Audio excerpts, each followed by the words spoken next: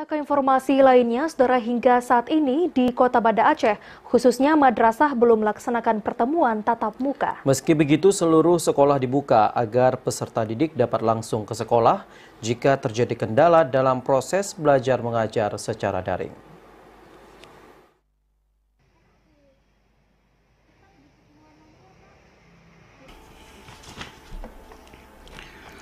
Kepala Kantor Kemenak Kota Banda Aceh Dr. Nus H. Asyari MSI di sela-sela kegiatan pembinaan dan pendampingan administrasi madrasah di MSen 1 Banda Aceh menyebutkan, hingga saat ini di Banda Aceh khususnya madrasah belum melaksanakan pertemuan tatap muka.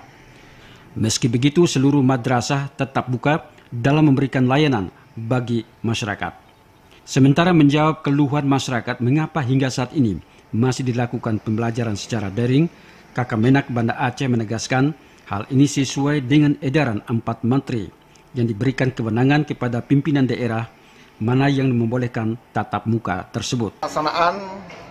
Untuk sementara ini pelaksanaan tatap muka hingga saat ini belum dilaksanakan. Masih menggunakan dengan sistem daring yang ada di madrasah dalam Kota Banda Aceh.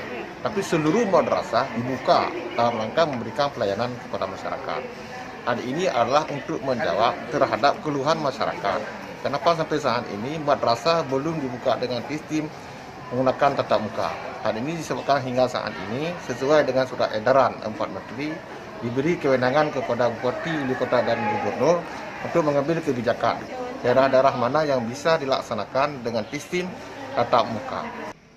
Sementara itu di sela-sela kunjungan tim SAPA ke MSen 1 Banda Aceh, Junadi Ibas Kepala MSen 1 Banda Aceh menyebutkan kunjungan tim SAPA Madrasah Kemenak Banda Aceh itu dalam rangka sinergitas pembinaan pendamping administrasi madrasah, di mana tim tersebut akan mengevaluasi berkenaan 8 standar pendidikan dan hal-hal yang berkaitan keuangan madrasah.